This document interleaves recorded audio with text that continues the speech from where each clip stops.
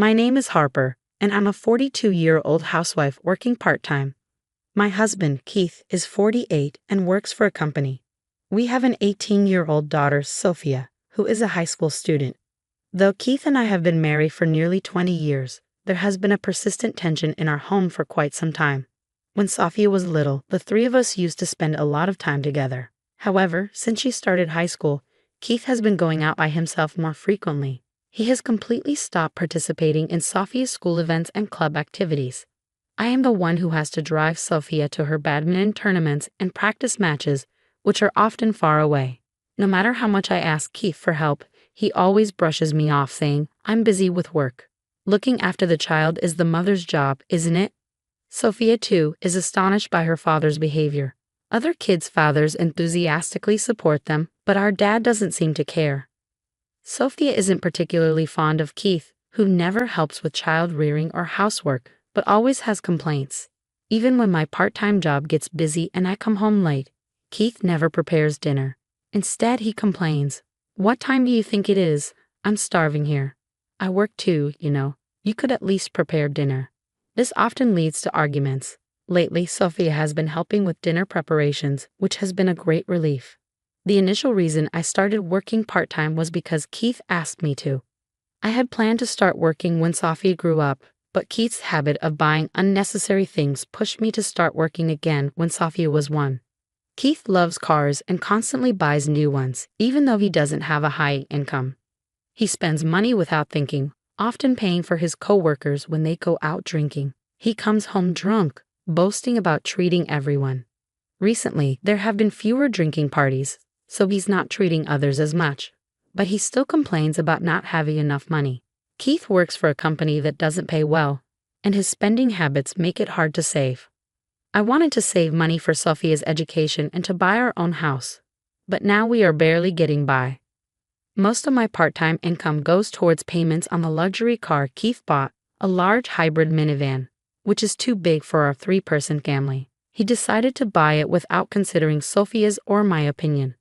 Before this minivan, we had a gas-guzzling giant SUV. I got angry several times because of its poor fuel efficiency.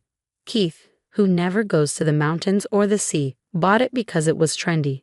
He said, "Now it's okay even in heavy snow," even though we live in an area where it only snows about once every 5 years. When he bought the current minivan, he said, "This time it's a hybrid, so the fuel efficiency is good.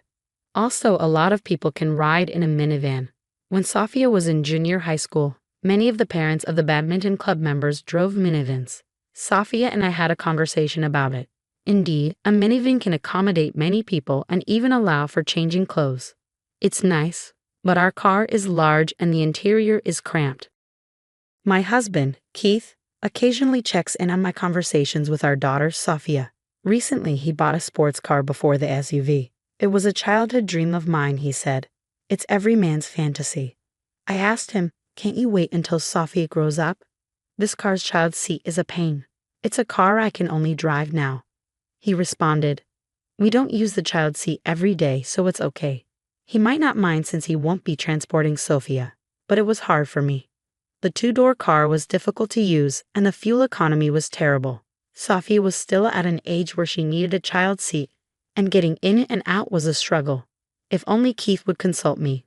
But he decides on his own, buying on impulse without considering the payments. I don't understand why he buys things he can't afford on his salary. In the end, I had to pay the loan with the money I earned from my part-time job. Every time my hours at the part-time job get longer, it's because of his purchases. When we bought the current minivan, Keith and I had a quarrel. "Next time we buy a car, consult us too. You can't decide on your own." He replied, "I should be the one to decide. I'm the one who drives it the most." I said, "You can decide, but at least let me know what kind of car it will be. That's all I ask." "Okay, I understand. So next time, I can decide if I consult with you first." At his words, I started feeling anxious. "You're not thinking of buying the next car already, are you?" I asked. "I don't know. I didn't say anything, did I?" His answer seemed unnatural. "I'm paying almost all of the loans for the car you're driving with my part-time job earnings. I can't pay any more than this." "I'm also paying for the down payment," Keith retorted, looking dissatisfied. "It's not a down payment. It's the money from trading in the old car. Then it's the same as what I paid. It could be, Keith conceded. About a month later, Keith brought up the topic again, looking guilty. Actually, I bought a new car. I was so stunned that I didn't even feel angry.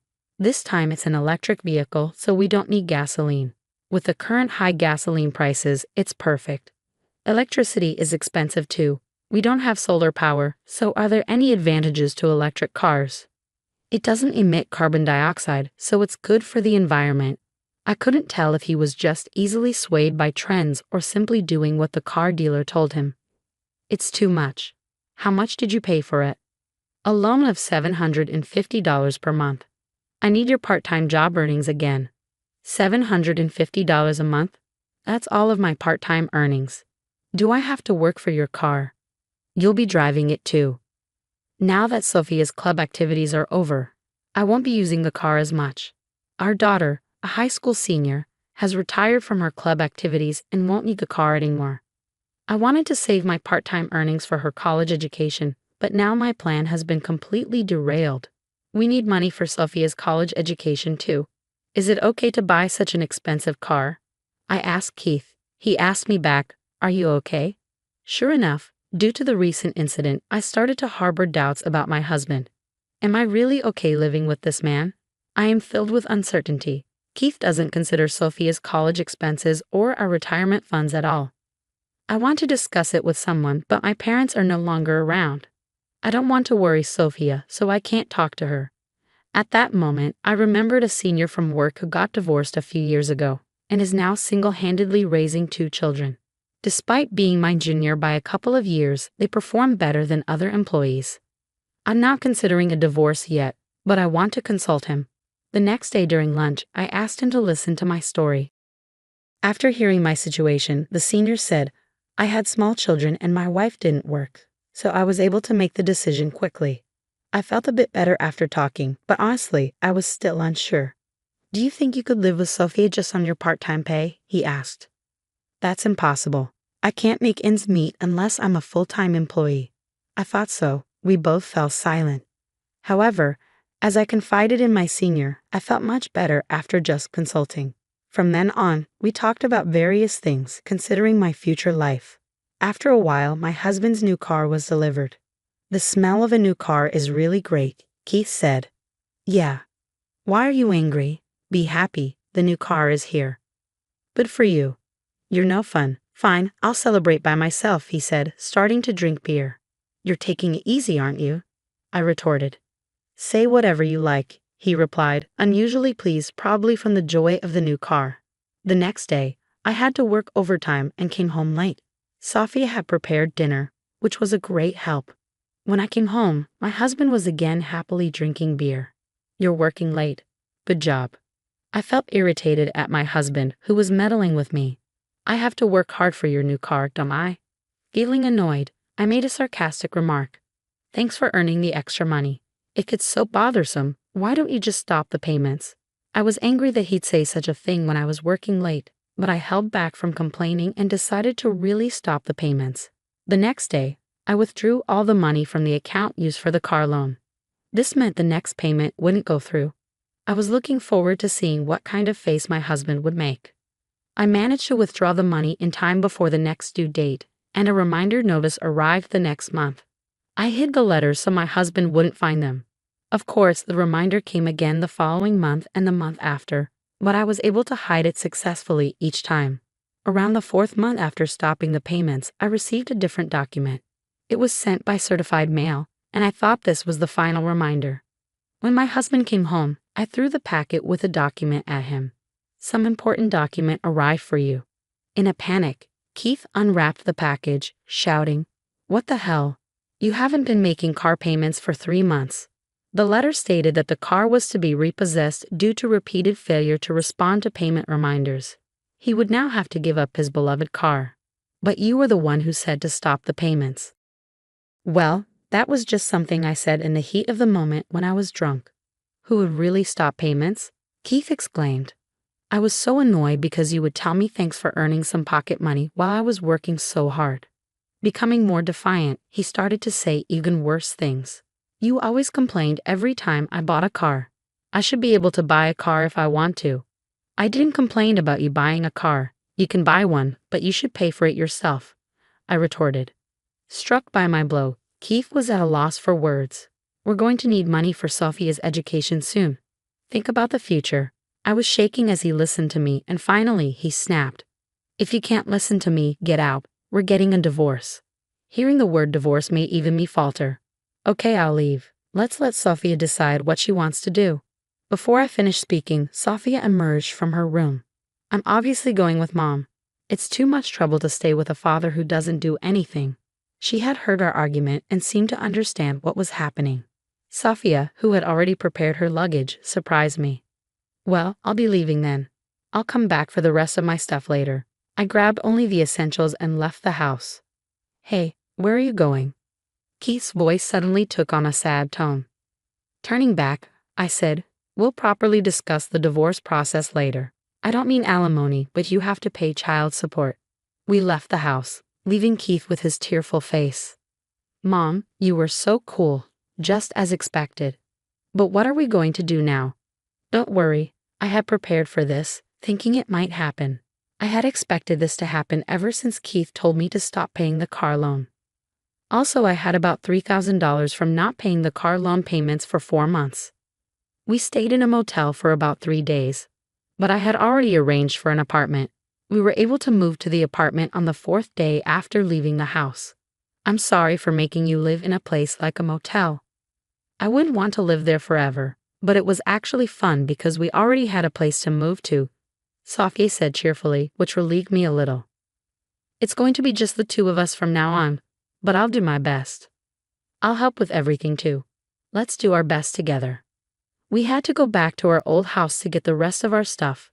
We also had to finalize the divorce. I contacted Keith before returning to the old house.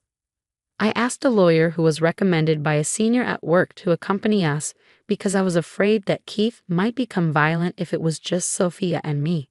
The lawyer was an expert in divorce cases and had helped the senior during his divorce. It was expensive, but we could afford it. When we arrived, even the appearance of a lawyer surprised Keith, who said, "You're really okay with getting a divorce? I won't forgive you if you come back and apologize later." He glared at me as he threatened me. It's okay, I won't say such things.